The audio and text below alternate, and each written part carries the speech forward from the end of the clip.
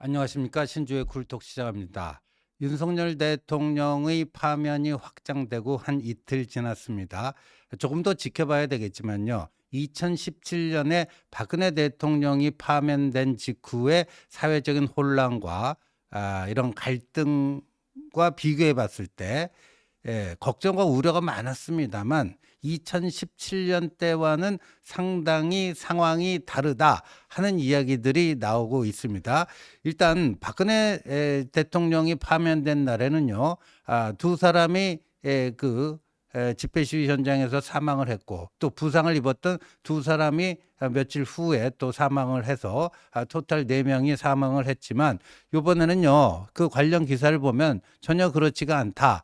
폭력 사태, 아주 극심한 폭력 사태도 없었고 사망자도 없었다. 무엇이 어떻게 달랐는가? 먼저 뭐 경찰이 대처를 잘 했다 하는 거죠. 그 헌재 주변을 딱 진공 상태로 만들어 놓고 주변 학교 휴교하고 뭐 주유소도 휴업을 하고 뭐 하면서 경찰이 2017년과 비교해 보면 상당히 관리를 잘했다 하는 것도 있을 거고요.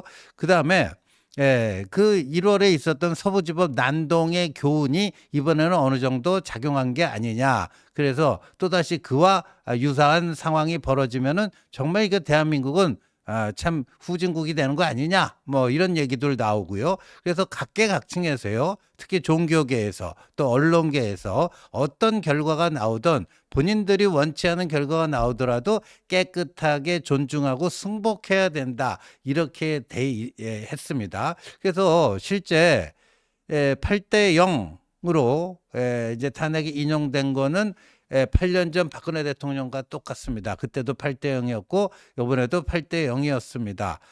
그런데 이 아스팔트 반탄 집회의 한 축을 담당해 오던 세이브 코리아 손현보 목사가 원하던 결과는 아니지만 승복한다, 이렇게 얘기를 했고요. 그래서 그 다음날 예정돼 있던 토요일 여의도에서 예정돼 있던 집회를 취소를 했습니다. 또 이제 쌍전으로 이름 날린 전환길 강사도요, 깨끗하게 승복한다. 그리고 조기 대선에서 이재명이 안 되도록 나름의 노력을 계속해 나가겠다 하고 승복 선언을 했습니다. 그러니까 이른바 윤 대통령 탄핵은 절대 안 된다고 이 광장에서 열심히 외치던 한 축인 세이브 코리아가 헌법재판소 선고가 나오자마자 그렇게 깔끔하게 승복을 했고, 유일하게 승복을 안 한 데가 이제 정광훈 그룹이죠. 자통당 정광훈 그룹. 거기서는 이제 토요일에 또 이제 광화문에서 대규모 집회를 열어서요, 이거는 인정할 수가 없다, 불복해야 된다, 헌법재판소를 손봐야 된다, 우리 손으로 해체시켜 버리자, 뭐 하면서 조기 대선은 무슨 조기 대선 같은 소리 하느냐, 그런 거. 왜냐하면 인정할 수가 없는 거죠, 조기 대선을. 이런 상태입니다. 그리고 그날 또 국민의힘 투톱 쌍권이 발빠르게 움직여서요, 한남동 가서 윤석열 대통령과 면담을 하고 윤석열 대통령으로부터 나는 이렇게 떠나지만 당을 중심으로 조기 대선에 잘 대처해서 정권 재창출을 해주기를 바란다 하는 메시지도 받아갖고 나왔어요. 그래서 여러 가지가 걱정했던 것보다 빠른 속도로 이렇게 진정이 되고 있다 하는 겁니다. 그리고요, 국민의힘은요, 사실 만약에 파면이 결정되면 이게 뭐 3일상을 치러야 될지 4일상을 치러야 될지 5일상을 치러야 될지, 그러니까 금토 일로 끝낼 건지 월요일까지 할 건지 화요일까지 할 건지 뭐 여러 가지 얘기가 나왔는데, 그날 바로 파면 당일에 긴급 의원총회에서 권성동 원내대표가 원통 원치 않던 60일 후, 2달 후 대선이 우리 눈앞에 와 있다, 이거를 부정할 수 없는 현실이고, 그렇다면 어떻게 해야 되는가? 여기서 이재명이 되는 거 우리가 그냥 놔두면 되겠느냐? 우리가 단결하고 힘을 내자. 뭐 이런 식으로 이제 분위기를 잡았고요. 그렇습니다. 그래서 지금 8년 전에는 이제 탄핵 찬반 여론이 8대 1로 일방적으로 밀렸는데 이번에는 6대 4까지 따라오고 또 대통령 지지율도 박근혜 대통령은 그냥 속절없이 무너졌는데 윤 대통령은 오히려 탄핵 소추 당한 뒤에 더 반등도 하고 그래서 8년 전에 비해서 만약에 파면이 된다면 불복의 에너지 그런 것들 훨씬 더 강하지 않겠느냐 했는데 오히려 8년 전보다도 상대적으로 평온하고 조용하고 그런 겁니다. 자, 이 현상을 어떻게 봐야 되겠는가? 뭐 여러 가지 그게 있겠죠. 그런데요. 정치인 박근혜와 정치인 윤석열 이 두 부분의 차이 그런 게 또 중요하지 않겠느냐. 왜냐하면 박근혜 대통령의 경우에는요. 콘크리트 지지율이 있었어요. 왜? 아버지 박정희 대통령의 그 향수 신화 그거부터 본인의 뭐 커터컬 테러 사건 뭐 선거의 여왕 그래가지고 대통령까지 오르고 그래서 정말 그 박정희 교도가 있다 할 정도로요. 그게 있었습니다. 그다음에 대구 경북 TK라고 하는 확고한 지역적 기반이 있지 않았습니까? 이 두 가지가 결합하면서 박근혜라고 하는 정치인에게는 늘 콘크리트 지지율 이게 대략 한 25% 안팎이라고 봤는데 반면에 윤석열 대통령의 경우에는 TK 출신도 아니고 뭐 그런 무슨 정치적 자산 부모와 관련된 이런 게 있는 것도 아니고 그다음에 뭐 확실한 지역적 기반도 없고 그래서 윤석열 대통령의 경우에는 뭐 한국갤럽이나 MBS 기준으로는 계엄하기 전에 20% 밑으로 기어갔어요. 기어갔는데 오히려 계엄을 한 다음에 탄핵 소추 당하고 이 보수 쪽이 결집하면서 지지율이 오른 굉장히 좀 특이한 케이스입니다. 그런데 윤석열 대통령 탄핵에 반대하면서 광장에 나왔던 그 사람들 제가 누차 말씀드렸지만 다 똑같은 칼라는 아닙니다. 조금씩 스펙트럼이 있었어요. 그래서 3개 정도의 층위가 있었는데 하나는 계엄이 정당했다. 계몽령이었다. 그러니까 탄핵 이거 원천 무효다. 이런 게 있었고요. 이 생각이 이제 윤 대통령 생각과 거의 이제 싱크로율이 높고요. 두 번째는 계엄 잘못됐다. 잘못됐지만 그렇다고 대통령을 파면시킬 정도는 아니지 않느냐. 이런 정도 약간 온건한 생각이 있고요. 그 다음에는 뭐가 있냐면 계엄이 잘못된 거니까 뭐 탄핵 파면되고 그런 거는 좀 불가피할 수도 있다. 그러나 그렇게 되더라도 이재명이 정권 잡으면 안 된다. 그러니까 이 3가지가 다 달라요. 근데 이 3가지 사람들이 다 광장에 나가서 윤 대통령 탄핵 반대로 외쳤기 때문에 그렇게 오히려 지지율이 오르고 했는데 박근혜 대통령과 같은 콘크리트 지지율이 있어서 그랬던 거는 아니다. 이렇게 볼 수가 있습니다. 그래서요. 그날 그 윤석열 대통령 헌재 선고 당일날 긴급 의총에서 굉장히 충격적인 발언들이 많이 나왔습니다. 예를 들면요. 김기현 전 대표가 한 얘기. 우리는 이미 패족이 됐다. 이번 대선 해보나 마나 우리 지지 않겠는가. 차라리 정신 차리고 10년 후를 대비하는 게 현실적이지 않겠는가. 당대표를 지낸 사람이 어떻게 저런 패배주의에 빠져가지고 사실상 이재명 정권을 기정사실화하는 이런 것까지 했고요. 그다음에 나경원 의원은요. 내가 윤석열 대통령을 지키려고 그렇게 열심히 한 게 아니다. 나는 자유민주주의를 지키기 위해서 한 거다. 그러니까 이른바 김나윤 중에 김기현, 나경원 이 두 사람이 말이죠. 그렇게 강한 이 반탄 운동을 해오다가 그냥 그 헌재 선고 하나에 확 변했어요. 태세가 확 돌변을 해가지고요.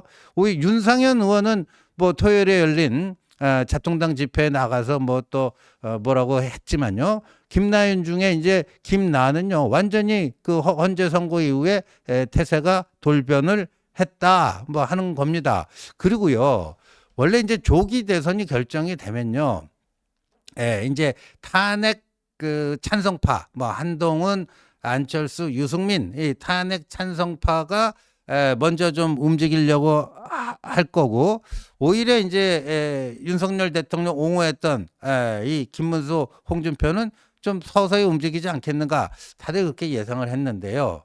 결과는 어떻게 됐느냐? 전혀 다르게 나왔습니다. 전혀 다르게 나왔어요. 뭐 여권 후보 지지율 뭐 그간 1위를 달렸던 김문수 장관의 경우에는요. 아예 이제 속내를 이제 드러냈습니다. 대선 도전 의사를 피력을 했습니다. 본인의 자택 앞으로 지지자들 찾아와서 대선 출마 촉구를 하니까 내가 욕심은 없지만 나라가 이렇게 되어서는 안 된다 하고 이제 뭐 국민의힘에 복당할 수도 있다. 뭐 그다음에서 출마 가능성을 열어놨다. 사실상 출마 선언을 한 것과 진배가 없다 하는 거고요. 그다음에 제일 빨리 움직인 사람은 홍준표 시장이에요. 홍준표 시장. 근데 두 사람 다 대통령 탄핵 뭐 되기를 기다렸다는 듯이 이렇게 빨리 움직이는 게 이상한데 홍준표 시장은요 제일 바빠요 요새. 뭐 거의 뭐 매일 그 대선 관련 대권 도전 페이스북 메시지를 내고 있는데요. 탄핵 직후에 나온 건 보면요. 윤 대통령 탄핵 사건은 당부를 떠나 이제 과거가 됐다. 그런 논란에 더 이상 휩쓸릴 시간이 없다. 60일밖에 남지 않은 단기 대선이니까 치유의 시간 이런 거는 그냥 제가 아까 말씀드렸잖아요. 한 3일상 해야 되는가 4일 해야 되는가 5일 이 장례식 애도 기간을 뭐 3일이냐 4일이냐 5일이냐 했는데 그 홍준표 시장에 딱 하루면 충분하다. 치유의 시간은 하루면 좋고 하고 우리는 다시 뛰어야 된다. 탄핵 반대의 그 열정을 차기 대선으로 모으자. 뭐 이런 겁니다.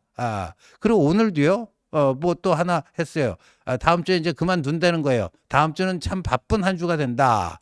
월요일은 꿈은 이루어진다 책 내고 화요일은 퇴임 인사 그날 이제 대구시장 사퇴한다는 거죠. 수요일은 또 책 내고 목요일은 뭐 대구시의회 가서 퇴임 인사하고 금요일은 뭐 같이 일했던 대구혁신 대구시청 직원들에게 감사 인사하고 뭐 이사를 한다 하면서 이제 서울로 상경해서 자신의 마지막 꿈을 향해 즐거운 마음으로 서울로 상경한다 뭐 이런 건데 제일 마음이 바쁜 사람이 그러니까 오히려 반탄파였던 홍준표와 김문수가 이제 미루고 오히려 한동훈 뭐 안철수 유승민 이런 사람들은 오히려 이제 좀 조용합니다. 그러니까 이게 왜 김문수 홍준표 같은 분들이 왜 먼저 치고 나가느냐 여기에 대해서 궁금할 수가 있는데 그러니까 의외로요. 이 8대 0으로 윤석열 대통령의 파면이 결정된 이후 상황 보면 방금 전 말씀드린 것처럼 그렇게 격렬한 대립 갈등이 없고 예상했던 것보다 걱정했던 것보다 훨씬 차분한 분위기 속에서 큰 비극적인 충돌 없이 이게 지금 이어져 가고 있거든요. 그러다 보니까 이게 윤석열 대통령 의 어떤 그 그립감 이게 시간이 가면 이제 쫙 빠지는 거 아닙니까? 그러니까 시간이 더 가기 전에 바로 그 온기가 남아 있을 때 이걸 잘 활용해서 치고 나가야 되는 거 아니냐? 그래서 김문수, 홍준표와 같은 반탄 주자들이 오히려 더 서두르는 거 아니냐? 이렇게 보는 거고요. 자, 그러면 앞으로 어떻게 되느냐? 화요일 국무회의 때 이제 대선 선거일이 결정됩니다. 지금 뭐 6월 3일이 유력하고 그렇게 되지 않을까 싶은데요. 그리고 오늘 이제 국민의힘이 또 의총을 통해서 조기 대선 태세로 이제 전환을 하죠.